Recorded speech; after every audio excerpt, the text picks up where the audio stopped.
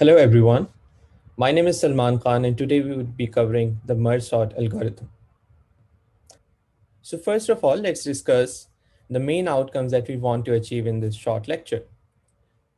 First, we will cover the divide and conquer principle, and based on that principle, we will study how can we design the merge sort algorithm, and we will consider several examples to understand its function.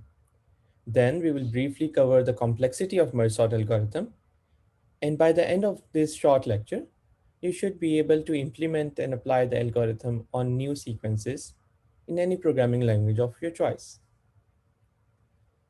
So the divide and conquer principle basically says that if you have a more complex problem, you can always divide it into simpler sub-problems that are of similar nature to the original problem. Then, by iteratively finding the solutions to those sub-problems and combining them, you can basically solve the more complex original problem.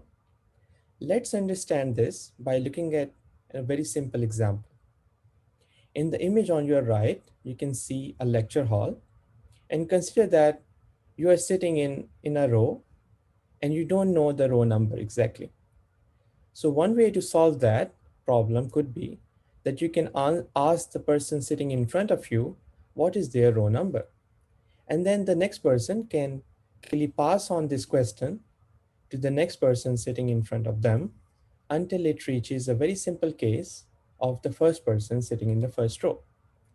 For them, it would be really easy to answer that question, and then everyone can keep on adding one number to the answer that was given by the person in front of them. And in this manner, the person sitting in the nth row can know what is their row number. So we take this principle and apply it as it is in the merge sort algorithm, which gives us the three main steps in the merge sort algorithm. Now our goal here is that we are given an array. Let's consider a very simple 4-element array consisting of 6, 3, 8, and 5. And we want to convert it into a sorted array. That is, in the sequence of 3, 5, 6, and 8.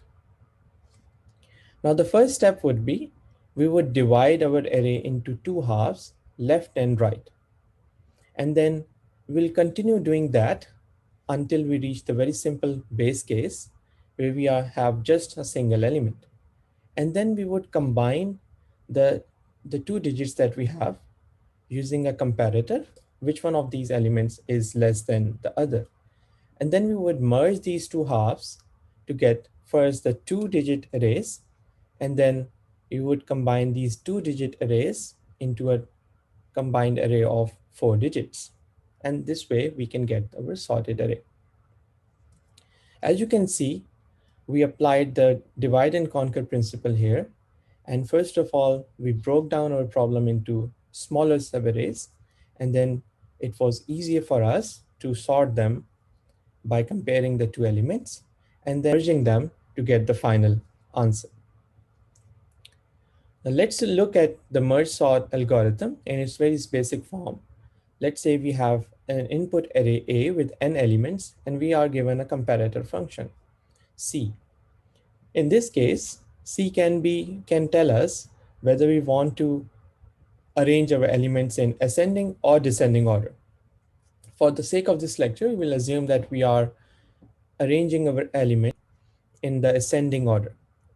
Now there are the three main steps that we studied in the last slide are again depicted here. So first of all, we would partition our input array into two halves, left and right, which we name as A1 and A2. Then we would recursively apply the same function to each of the subhalves, that is the left and right arrays. And then once we find the solution to these left and right arrays, we then merge them to get the final answer. Now this merge operation needs careful looking, and in the next slide, we would see how this merge operation basically operates. So let's consider again a simple example. Let's say we have left and right parts. Each of these are sorted arrays. So as you can see, 3, 5, 6, and 8 are in the ascending order. And then the right part, which is 1, 4, 7, and 9, this array is also in the ascending order. Now, given these two subarrays, we want to merge them into a combined array, and we would be storing the values in an auxiliary array that is depicted in yellow. Here, the arrows denote the pointers that we have for both left and right arrays. So in the first step, the two elements would be compared against each other. And the smallest element would be copied in the auxiliary array. So in this case, because 1 is less than 3, so 1 would be copied, and the pointer in the right subarray would move to the next step. And then again, this comparison would happen, which is the smallest element. Because in this case, 3 is the smaller, so the 3 value would be copied to the auxiliary array and the pointer would move forward. And this process would continue. We would keep on comparing these elements, these left and right subarray elements, and continue copying them in our auxiliary array. Finally, we would reach the last two elements. Again, this comparison would happen, and the smallest value would be copied, and then we would copy the last element.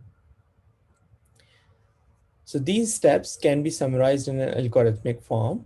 We are given input sequences A1 and A2, which are right and left subhalves of the original array. Each contains n by 2 elements, and we want to get a sorted sequence, which is a union of A1 and A2. The main step that we do here is that we take the first element of A1 and A2, and then we compare them, which one is the smallest element. And if A1 element is smaller, then we pick that element, we remove it from A1, and then insert that at the end of our sorted array, which is A. Otherwise, we take, if A2 element is less, we take that element and remove it from A2 and then append it at the back of our sorted array A. In case A1 or A2 gets empty, the other sequence, either A1 or A2, because these are sorted arrays, the remaining of its elements would be copied at the back of our sorted array, which is A. So the complexity of merge step is O(n) when implemented with doubly linked lists. Now recall that doubly linked lists are lists which not only retain a pointer for the next elements, but also have a separate pointer for the last element. In this manner, these lists you can move in both directions, forward and backward, using a doubly linked list. Let's analyze the complexity of merge sort algorithm. As you saw in the last example, the algorithm basically creates a tree to sort the arrays. At each step, the complexity of the problem is O(n) because we are comparing each individual elements and merging them to get the sorted array.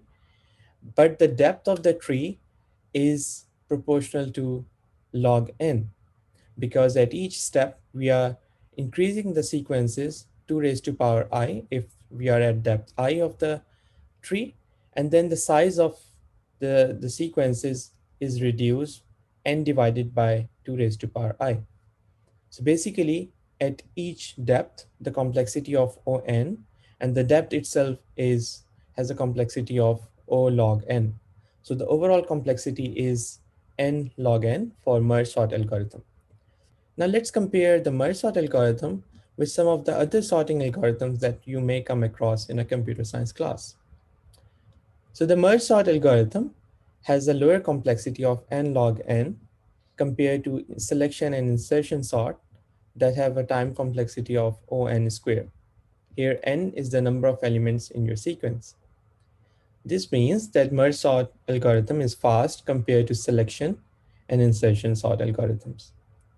Compared to heap sort, selection, and insertion sort algorithms, which are in-place operation, merge sort basically maintains a separate auxiliary array, which allows sequential data access, and thus it can operate on very large-scale datasets. Finally, let's summarize what we studied today. So first of all, we covered the divide and conquer rule, and based on that rule, we designed the merge sort algorithm. Then we looked in detail the merging operation, which has a complexity of O(n), and the overall complexity of merge sort algorithm is O(n) log n. Let's remember that merge sort algorithm is a fast sorting algorithm and can operate on large scale datasets.